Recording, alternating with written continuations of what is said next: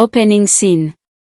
The sun began its slow descent beyond the horizon, casting a golden glow over the royal village of Ambil.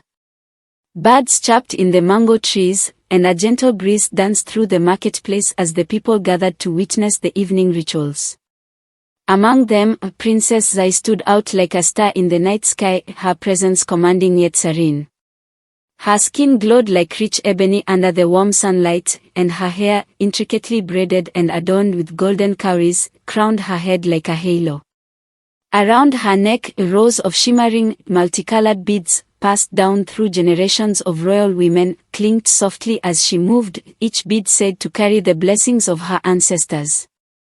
But today, those beads felt heavier than ever, as if burdened by the weight of an ancient prophecy. Zai's dark eyes scanned the palace courtyard where her father, King Okoye, prepared to make an announcement. She sensed the tension in the air. It had been brewing for months, ever since her father had declared that a suitor must be chosen for her hand. The idea of marriage was not what disturbed her heart, it was the looming shadow of rivalry between her family and that of the neighboring kingdom, ruled by her father's estranged brother, Obesai. Suddenly, the sound of royal drums echoed through the evening air, signaling the beginning of the king's address. Zai's heart skipped a beat, for she knew the time had come.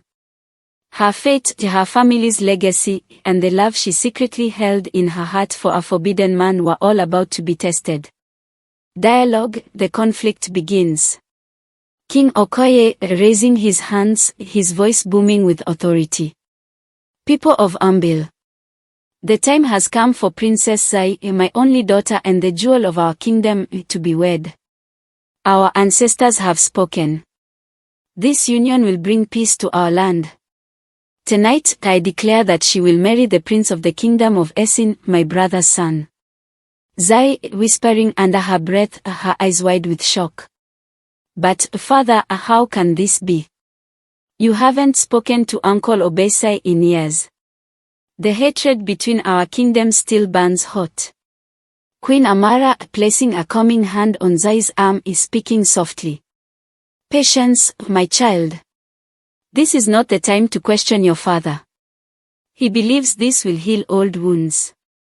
Zai, her voice trembling with defiance. But what of my heart, mother? Must I marry for politics and not love? Queen Amara, sighing deeply. Love, my daughter, is a luxury in the lives of royalty. Sometimes, duty must come first.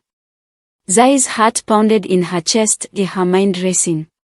How could she tell them about Kofi? Kofi, the brave young man from a distant village who had captured her heart in secret. How could she turn her back on the only man who made her feel truly alive? But how could she defy her father and risk the fragile peace between their families? As King Okoye's words echoed in her ears, Zai turned to leave the courtyard, but before she could escape, her father's deep voice stopped her. King Okoye. Zai, you will not leave. Tonight, you will meet your betrothed. Her chest tightened, and she turned slowly to face him, trying to compose herself. Zai, her voice steady but filled with emotion. Father, I beg of you. Before this is sealed, I ask for time. Time to reflect, to understand, and to speak with my heart. King Okoye, his brows furrowing, his voice stern. Speak with your heart. What is this nonsense? The heart must be strong, not weak. You will obey my command as your king and as your father. Zai, her gaze softening, pleading. Father, I am not asking to defy you. But I am asking for a chance to know this man you've chosen. A chance to see if peace can truly grow from hatred. Give me that, and I will honor your wishes. King Okoye's eyes narrowed as silence fell between them. The tension in the air was palpable, but then, after what felt like an eternity, he nodded curtly. King Okoye. You have until the full moon to make your decision. But understand, Zai, there is no escaping the bond of family. Our people are watching, then you carry the weight of our history.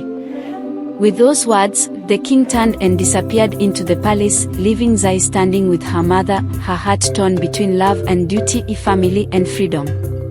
A moment of solitude.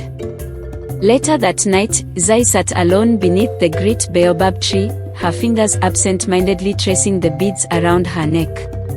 Each bead told a story of love, sacrifice, and resilience.